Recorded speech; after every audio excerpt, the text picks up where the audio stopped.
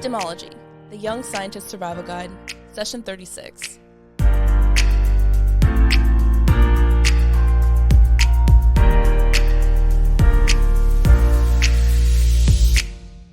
Welcome, STEMologists. This is a very exciting episode. So welcome back to the 7th and final episode of the PreMed Prep series here on the STEMology podcast. I'm here with Emma Helm, as usual, in this series. And then we have another very special guest, Dr. Tammy Welchert. So hi, guys. Thanks for coming. Hi. Of course. Thanks for having us. I have been a faculty member in the School of Biological and Chemical Sciences at UMKC for the past 21 years. I'm not with them anymore since, I transferred into Emma and I have been alive. I know. When dinosaurs roamed the earth. Oh, stop. Yeah. But no, so in the time that I've been a faculty member, I've been in advising and have a lot of experience working with students who indicated through the years that their intention was to go on to a professional school. And so that kind of became an interest of mine. And I started being involved in things like the Missouri Academic Advisors Association, and then later into the Central Association and the National Association for Advisors in the Health Professions. And so I've got lots of resources that I bring to the table for students. And then probably most importantly to our conversation tonight is I sat on the admissions committee at the UMKC School of Dentistry for the past 10 years. So yeah, yeah, I've got some good ends to bring to the conversation. Exactly. So it's because of that expertise that you're the perfect person for the job. So I'm really glad that you were able to be here, and I appreciate all of your time. So thank you for that, and welcome. I'm excited for this informative and remarkable episode where we discuss the AAMC application primaries and secondaries. I also wanted to dive into the specific differences between DO schools and MD schools. And lastly, we will have a few notes on gap years and whether or not they might kill your future chances of medical school. Here's a little hint, they won't. They won't. They won't. So you might want to jump the gun a little bit and hit that like button early because this will be a great episode for you all. With the experiences and expertise between the three of us, I'm confident that we'll be able to make some clarifications, or at the very least, help you feel a little more comfortable and prepared as you go into this upcoming application cycle. So let's get started. The first thing on the docket is the AAMC primary application. So Emma, what was your first impression when you opened the application? I was definitely very overwhelmed. I remember opening it and seeing all the sections, and before actually opening the sections, I said, this isn't that bad. I can totally do it. Yeah, there were just a lot of the sections. Yeah. And then I would write through it and I'd say, this is okay. And then I'd look at it again and say, why did I write this? What's happening here? This isn't good. And yeah, it was. Do you think it was like some process. Overthinking a little bit? Oh, or 100%. It was, okay. It's high stakes, right? It is. It gets you. Like, you could write this beautiful paragraph in the activities section, and you're like, this is flawless, it's impeccable. And then you look at it the next day and say, nobody will accept me because of this one paragraph. Dr. Welcher, what do you know students are expected to complete when they go through the application? So there's a number of sections to the application, and it is kind of overwhelming when you first open it up and look at it. I think students are expecting it kind of to be like maybe an application you fill out for a job, and it's much more extensive than that. They're interested in collecting a lot of demographic information from you, so similar to information that you might have filled out when you took your ACT or your SATs, but it's much more in depth, talking about your family history and your family's social economic status, and were you from an underserved area, and were you in a rural area, and in addition to that information, you're going to have to fill out information about the classes that you've taken, classes that you planned on taking, experiences that you have. So we always push students to be thinking, in addition to their academics, about shadowing and service and leadership experiences. If you've been involved in research, if you've received awards or honors, those are things that you're going to want to include. Your employment, of course, especially as it relates to being in a health profession. You'll have to provide letters of recommendation, of course. We can't just take your word for it, right? And the reality is that in the application, your letters of recommendation are the only part that isn't provided by you. So that's kind of the only balancing information that an admissions committee has to go on besides your test scores, right? So in addition to that, then we've got your personal statement. So that's going to provide some information, and we can talk about that a little later. You'll be required to take an admission exam for most programs. Usually for medicine, that's going to be the MCAT, or the Medical College Admission Test. Some schools now allow students to take the GRE, or the Graduate Record Exam is what that's called. So we can talk a little bit about what those competitive scores would be. That's kind of going to make up what that application, all of the information that students are going to be expected to input. And we went through it pretty quick, but that's a huge chunk of information. It is. Yeah. Emma, how long do you think it took you to fill out the body of it? Well, I opened it when it opened in May, and then I closed it really fast. And then I waited a while. But it definitely took me, I would say probably at least a month to actually get through it and be happy with it. I hear like most people are doing. That's like a good amount of time that is normal. I think students should block out about a month for the application. That's kind of purposeful in the way that the application works, is that it does open in early May for students to start inputting information. Students don't even have access to a submit button until usually the first Monday in June. So... And I was working with mentors too, trying to perfect my personal statement. So a lot of that was dependent on when they were available. So there's a lot of factors weighing in to that month-long process. So there are a few different scores. You mentioned that there was the MCAT score is a big part of it. What about the GPA? Both of those are important. And both of those are kind of first pieces that an admissions committee looks at. So when you submit your application, it's important for students to know, first of all, that you can submit your application without having your score. So you'll put in when you're planning to take the exam. If you've taken it previously, you'll put your scores in and then indicate when your repeat attempt is, if you're planning a repeat attempt. You'll put in all your coursework like we said before, and then the application service will calculate GPA, and they'll calculate that in a couple of different ways. You'll have a cumulative GPA. So a lot of questions are asked from students about, well, I retook a class, or how is that used when schools are calculating GPAs, or when admissions committees are using that? And that varies from school to school. So the centralized application service will calculate a GPA based on all attempts for all of the coursework that is transcripted. And then individual schools may manipulate that GPA a little bit to look at only a highest attempt, or for some schools, they'll look at the most recent attempt. And that's an important difference, because some students don't do as well on their repeated attempt as they did on the first attempt. So that's important. As far as being competitive and thinking about your scores and GPA, it's important for students to know that for both AMCAS and for ACOMAS, so the DO and the MD programs, about 80%, a little better than 80% of students who were admitted to programs of medicine in the last 3 years had a GPA of 3.2 or higher. Wow. So that's kind of shocking. That's pretty significant. Yeah. That doesn't mean that students with a 2.8 GPA don't get in, but students with a 2-point GPA have to have some explanation for why the GPA is a little bit lower. Those students may have things in their background that maybe are attractive to a school, a demographic that they're trying to build in their class. Didn't mention competitive scores for the MCAT. I'll tell you that the students who score in the top 10% have scores from 514 to 528. So that's up there. That's pretty high. The next 25% cohort scores from a 508 to a 513, and then about 50% or less of students who take the MCAT have a 507 or below. That's kind of on a scale too. So you could have that 514 or above MCAT, and then maybe a little lower GPA because it evens out a bit. Right, and the scores, they do offset, so the lower your GPA, the higher your test score needs to be. And I mentioned before that MCAT and GPA are one of those first criteria that an admissions committee is going to look at. So that will be kind of that first initial look, MCAT, GPA, and residency, for whether or not students get a secondary application. Yeah, location is huge too. Yeah. We talked about that before. Wow. I wanted to bring it back to GPA.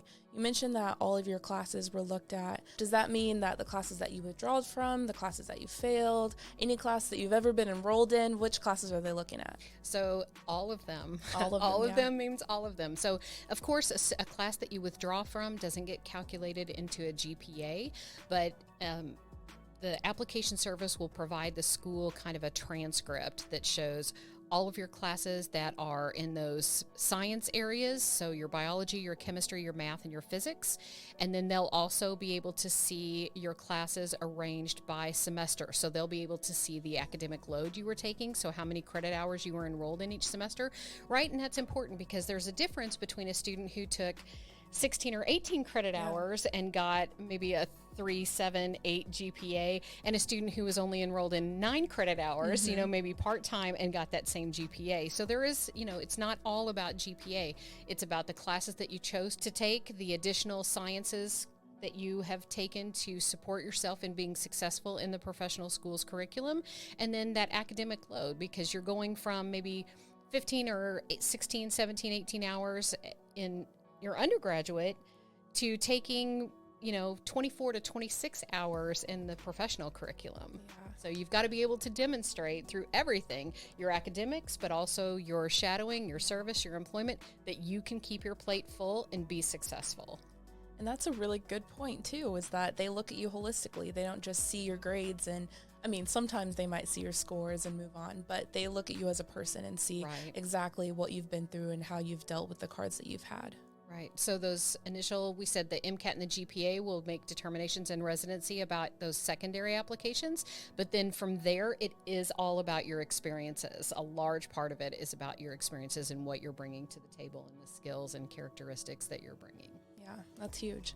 So there are a few trends as well. So if you, let's say you did really well in your freshman year, and then as the classes got harder, your grades got worse, do you think that has an impact? Absolutely. Absolutely. Right. So students are taking 1 and 200 level classes in their freshman and sophomore year. We want to see your GPA continue to improve throughout. If we go through that transition between your sophomore and your junior year, typically when students are stepping up to those upper level classes and we see a drop off in your GPA, that you're struggling as you moved into those upper division classes, we want to see you be able to rebound from that. But trends matter. Yeah, it's absolutely. kind of a red flag a little bit. And it's also, another way that trends matter is in your very first semester of college, should that semester be the one that really is determining whether or not you're going to be successful in medical school? True. A lot of students come in and don't do as well that first semester because it's a big transition from high school. And so, again, those trends matter. We want to see that even if that first semester didn't go as well for you as maybe you wanted or as we wanted, that you've rebounded from that you've learned how to adapt your study skills and be successful.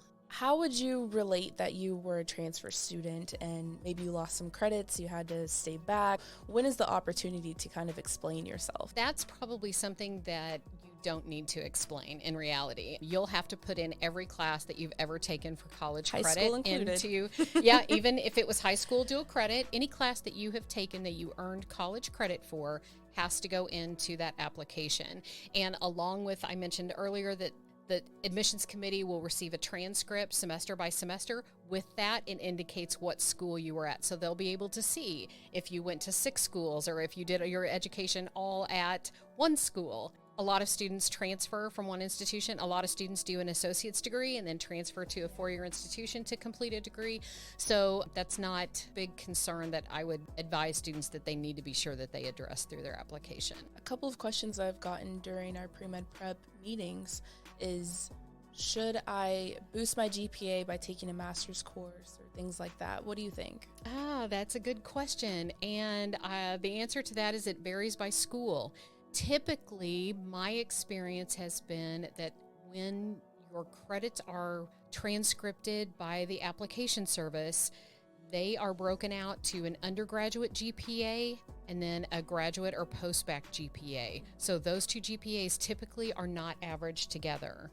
There's certainly, of course, reasons why students may want to take graduate courses for undergraduate credit to demonstrate again, that they can be successful in that graduate level of course, that they're taking those additional supporting sciences that might help them move into the professional curriculum. And I know we're going to talk about gap years, but that's something else that students might consider. If you haven't done as well in your undergraduate career, graduate school is an opportunity to kind of raise the stakes and show an admissions committee that you can move to that next level of rigor and be successful. Yeah, so it's really circumstantial. There's not a cookie cutter ideal. No, there is not. It's very individualistic. I think that's probably the hardest thing as a pre-medical student to overcome, is the idea that everything is very unique per each person and it's not a set path that you follow. There's no golden ticket to get into medical school or graduate school. There's a lot of diversity that is involved with the applicants and who actually matriculates. I think that's a really important point, Emma, and I think that is something that students struggle with, is comparing themselves to one another. And we try, I know through the health careers class, the application class that I taught, that's something that we have conversations about in class, is that every one of you is unique. You come with unique experiences and unique activities that you've participated with, and you are doing yourself no favors by trying to compare yourself to another person. Absolutely, and I think it kind of holds you back too if you're keeping yourself in a box of what your peers are doing. At some point, you need to step outside that box and even try to be better than yourself in some way. That's a good point. So let's move on to the experiences section on the AMCAS application. That was probably one of the most difficult portions for me to feel comfortable with, just because I feel like there's a few different ways you can express yourself and tell them who you are throughout your experiences in the personal growth and your accomplishments with the different things that you've done over the years. So how do you think that students should describe their experiences? Well, let me back you up just a moment, because I think it's important, number one, for students to know that there are, for medicine, 3 different centralized application services. So there's the American Association of Medical Colleges, or the AMCAS. That's for MD programs. There's ACOM, which is the American Association of Colleges of Osteopathic Medicine, and they have a centralized application service if you're applying for DO programs. And then if you're applying for medical schools in the state of Texas, there's TMCAS, right? Yeah. And so each of those application services are separate and distinct, and they handle things all of the information is essentially the same, but it's handled just a little bit differently every time. So specifically for AMCAS, AMCAS allows students to put in 15 experiences. Okay, that's important. If you're applying through ACOMAS, the DO application, there's unlimited experiences. For AMCAS, 15 experiences. There's a set of about 12 different categories that when you input an experience, there's a drop-down menu that you can select. Is it an award? Is it employment? Is it shadowing? You can choose. Of those 15, you can select 3 that you're indicating as your most meaningful experiences. And that's important because that gives you a few more characters to describe that experience, right? The character count is a very important thing that students will have to adjust to with the application. Yeah. But most meaningful experiences are those experiences which should reflect what you would consider to be a transformative in nature. And that means that either you made a significant impact through your experience, or that you experienced significant personal growth because of your participation in that experience. So, and let me also comment on the ACOMAS. I said there's no limit to the number of experiences that you can put in. Please hear me say that doesn't mean that you should try to list everything. That's very important because quality over quantity. Quality over quantity, absolutely. They need to be things that contribute to showing demonstration of your motivation or skills that you've built, or they should relate in some way to those 15 core competencies that the AAMC puts out for pre-professional students. Now, I've heard mentors say that the 3 experiences that you pick as your most important should be different than experiences you include in your personal statement. Is that true? Not necessarily. I think the thing that students need to remember about the personal statement is typically we encourage them not to repeat information that they put into the application. You need to think of that personal statement as precious real estate, because if you've listed something and you've had an opportunity to describe it in the application, you can mention it, but you don't want to spend time re-describing it in your personal statement. But you could share a personal experience or an example of some way that you had a growth experience or took something away from that experience without having to describe it all over again.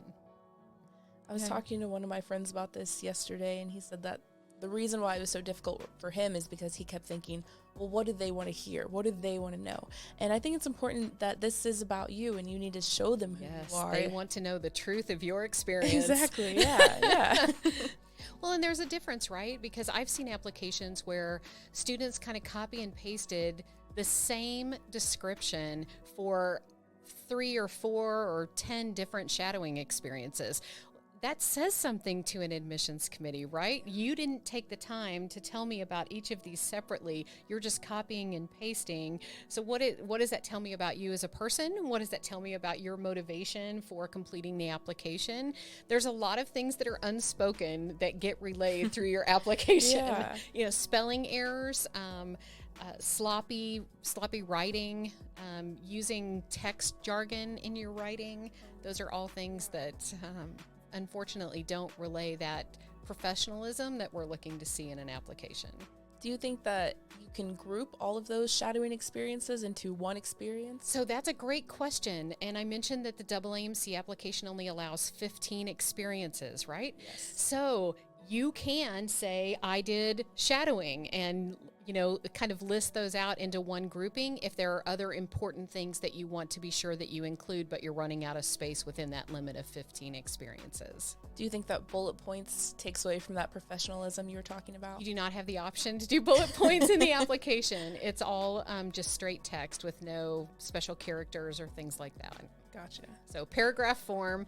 I know, I'm trying to see how can we figure out these 300 characters? I think I was able to break them into I would title each shadowing experience based on where I shadowed or the physician that I shadowed, and then I would write a little blurb about that experience, and then I'd go to the next one. But I was really limited on space, so I had to break them up into specific types of shadowing. Yeah.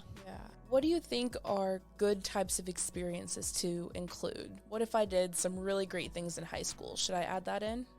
So typically, if you're limited on the number of experiences that you have, then you might bring in something from high school. But otherwise, I would tell you no.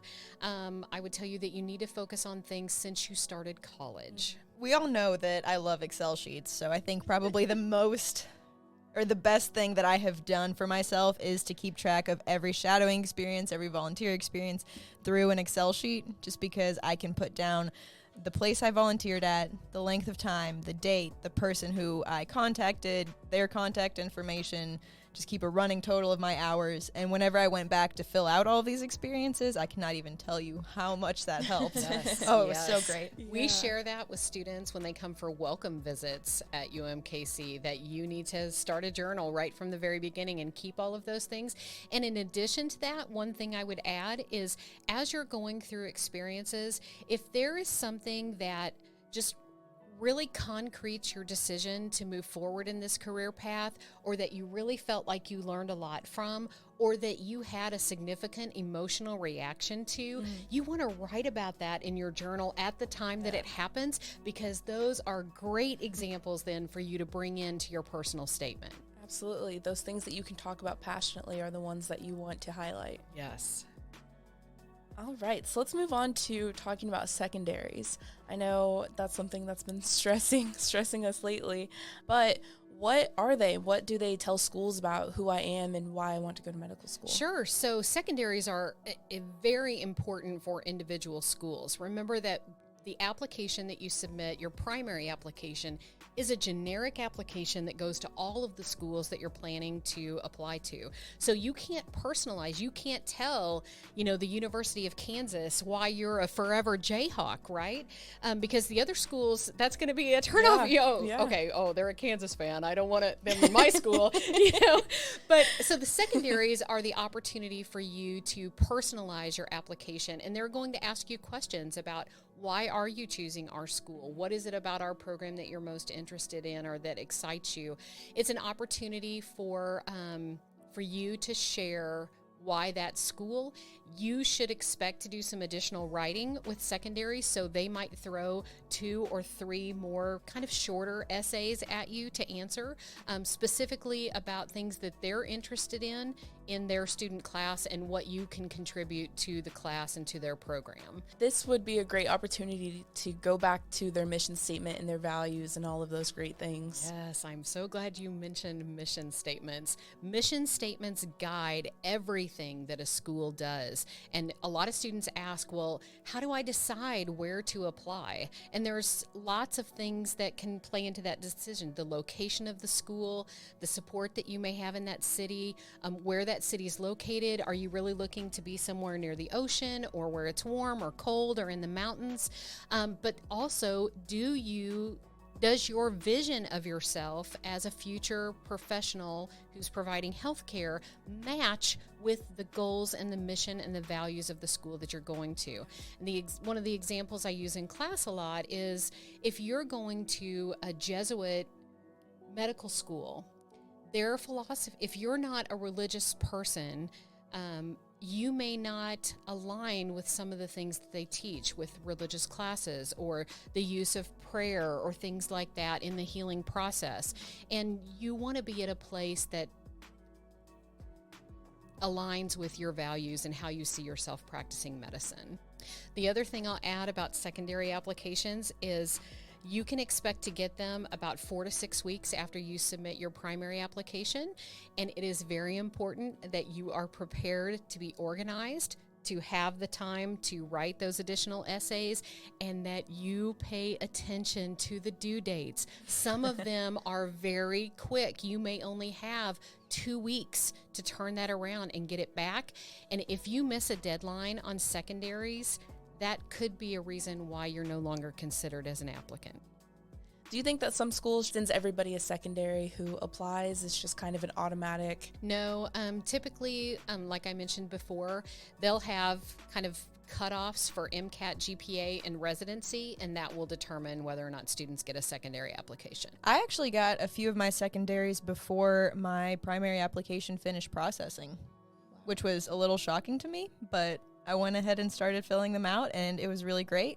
But I think that was only 2 schools out of the multitude that I applied to. Yeah. And then I couldn't submit it until after my primary application was finished processing and they received all of that information. Emma hit on a good point there about timing.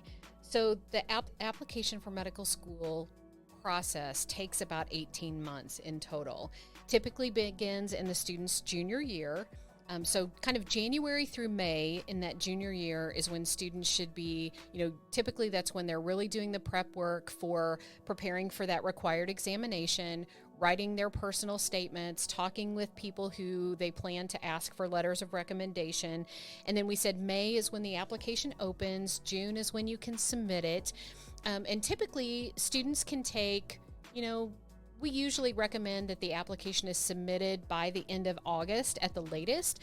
But Emma, you mentioned, as we were talking earlier, about early decision. So some students who are competitive, meaning they've got good experiences, we know that they've got good MCAT scores, they've got high GPAs, may want to consider applying early decision. And what that means is their application deadline is going to be a little bit sooner, and they're only applying to one school to start with. So they apply early decision. The benefits of that is you're applying in a much smaller applicant pool, so you may be more competitive in that pool. But then once the schools have reviewed all the candidates, invited them for interviews, reviewed them, and made offers of admission, then typically by the end of September, then those students who were not offered admission through that early decision process, then their application can be opened up and they can indicate the other schools that they would like their application to be sent through that regular process. Wow, yeah. So don't stress yourself out. I think making a schedule of all of these deadlines and these dates where, one, that you will be taking your MCAT and you will be sending out your primaries, and then two, when all of your secondaries are due, would be very beneficial to you so that you don't pull out your hair last minute. Very important that you stay organized. In addition to the MCAT, there were a couple other tests that you had mentioned before, Emma. Casper is a big one that a lot of people know about. And then this year I actually participated in the AAMC situational judgment test, which it was the first year, as far as I know, that they were implementing that. And they were fairly similar exams. They tested ethics and then were in a different format than the MCAT. So they were slightly different to prepare for. I didn't do too much preparation for those just because it's more experience, like life experience. Like, what would you do in this situation? How would you react to this? Yeah. I think there are ways for you to prepare. My experience with Casper is that it really is an opportunity to see how you think on your feet. And can you think about an issue from multiple perspectives? So can you, if it's say it's a situation with a student they're upset with a professor. Can you see it from the student's point of view? Can you see it from the instructor's point of view? Can you think about how each one would react to whatever you're going to propose? And do it in a way that is logical and that is not judgmental. One thing that I didn't really realize before actually looking at practice questions and practice exams was that I would have to type really fast. It's timed, right? Hindsight's 20/20, yeah. But I practiced just typing responses really quickly and making sure that I could get all of my thoughts onto a page, like you said, in order and in a way that was efficient. I wouldn't say I did too much trying to figure out what they wanted as an answer in these questions, because I think that if that were the case, the people reviewing said questions would tell that it was forced. Right, and it's really not about right and wrong answers. And that's not a stand I would ever encourage a student to take, that, this is the right way to do it and this is the wrong way to do it. And that goes just back to, can you see it from multiple perspectives and not be judgmental, but can you tell me about it in a logical, concise way? So there are a couple more things that students don't really think about when they are going through their application.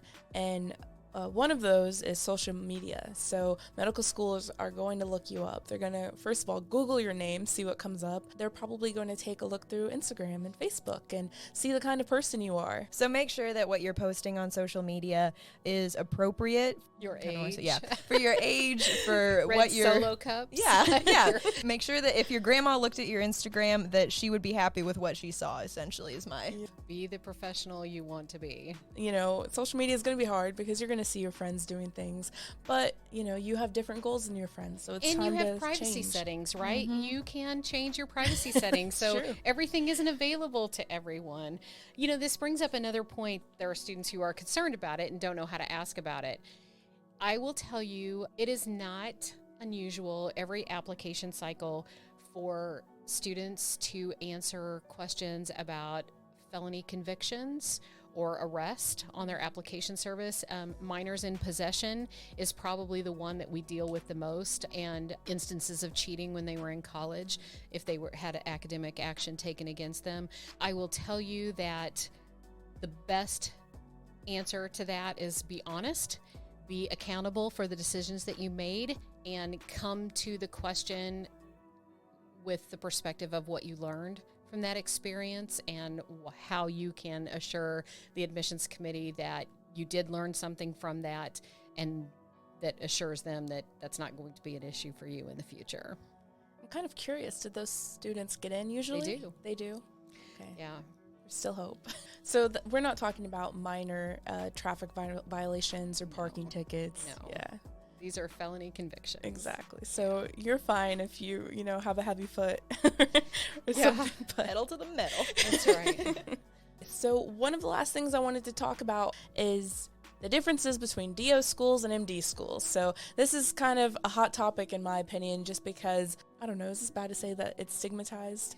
No, and that's, 10 years ago, Alina, that probably was the case. That is, I would say, for your generation especially, probably not the case very much at all anymore. And the reality is that there is very little difference between the education that happens in an MD and a DO program.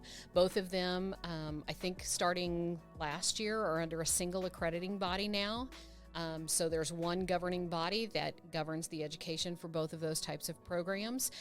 DO programs still do include training on muscular skeletal manipulations and how that relates to healing in the body and the correct function and alignment of the body and how that may impact healing. But the reality is that MDs and DOs work side by side every day. There is not the same stigmatism that there has been in the past. Very similar education, same level of expertise, same level of education and professionalism. The final topic that we have for today is gap years. So we're going to kind of talk about what to do with them, whether or not you can still get into medical school after you take them. Gap years are A-OK. Gap years can be taken for a number of reasons. First, let's start with, you've been in school since you were 5 years old.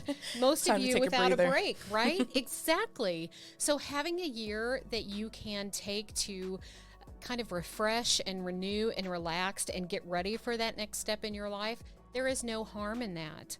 Other reasons why students might take a gap year, we mentioned before, maybe if you didn't do as well in your undergraduate years, maybe your GPA is a little lower, it's not really getting you into that competitive range. Maybe taking the opportunity to enroll in a graduate program to, again, demonstrate that you can be successful at that next level of rigor would give an admissions committee confidence in selecting you for their program. If maybe you were maybe you were an art history major and maybe you didn't have the opportunity in your undergraduate program to take those science courses that either are admissions requirements or that you feel like you need more background, and then you can do a graduate program in the sciences to really make sure that you're successful and have that foundation that's going to make that professional curriculum easier for you. Those are reasons why you might take a gap year. But I don't think students should think for a second that taking a gap year just to have a personal break and to have that opportunity to, again, just relax and refresh and renew and get ready for that next step. There is no harm in that whatsoever. And in fact, I have heard admissions people say at other institutions that they're seeing more students take those opportunities and they're coming back as stronger students. I can see that.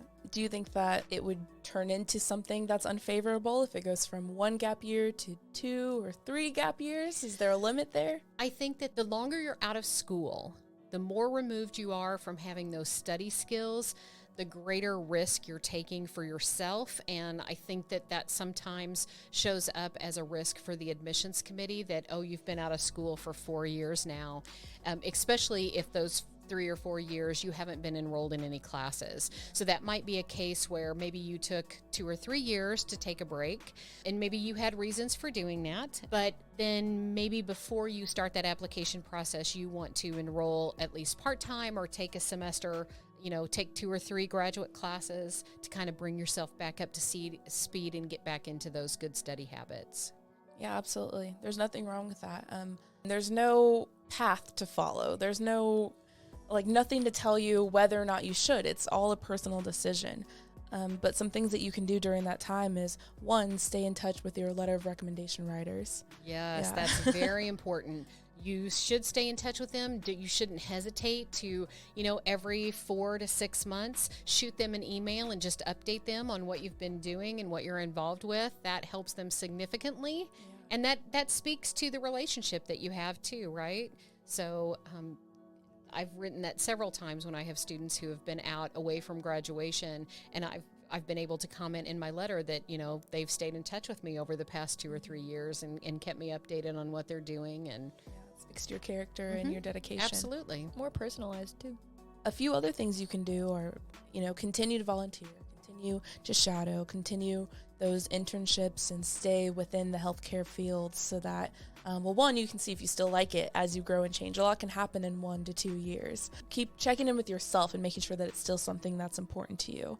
That's a great point. You're not admitted until you're admitted. Yeah. And so every year, even when you're in the application process, even if you're a junior applying, you're not admitted till you're admitted. So that senior year, you still have to keep demonstrating that motivation, because if you're not offered admission, guess what?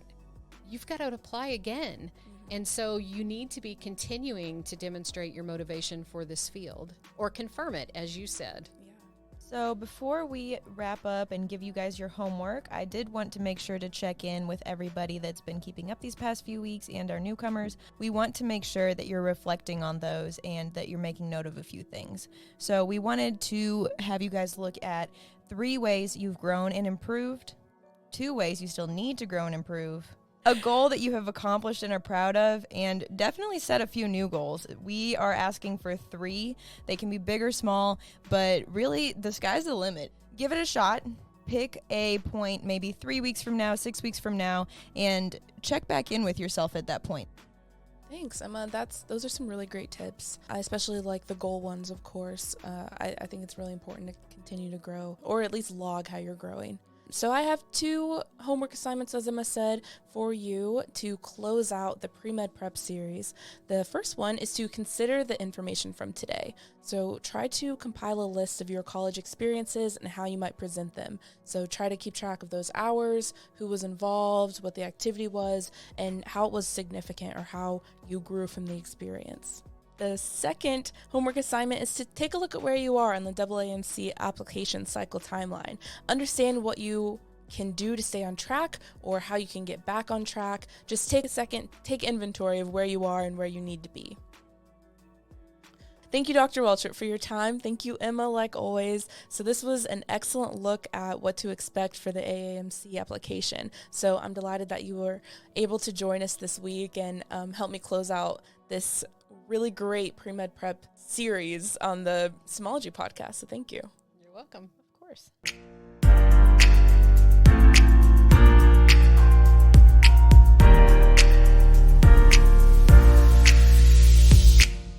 In the next episode of Stemology, I will have 2 graduate students joining me to discuss racial disparities in the STEM fields and the greater scientific community.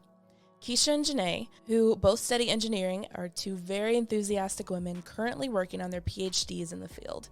While I'm very passionate about engineering, and I'm so glad that I get to share the experiences of becoming an engineer with you, I feel compelled and inspired to initiate the conversation surrounding race in the STEM fields. Go ahead and hit that like button. Share this episode with someone you know is applying for this next application cycle. Leave a comment below of your experiences with the AAMC applications and the things that you think are important for pre-medicine applicants to know before applying. Thank you for listening to our 36th episode of Stemology, a Young Scientist Survival Guide. Tune in with me, Alina Adams, for episode 37, Minorities in STEM. See you next time.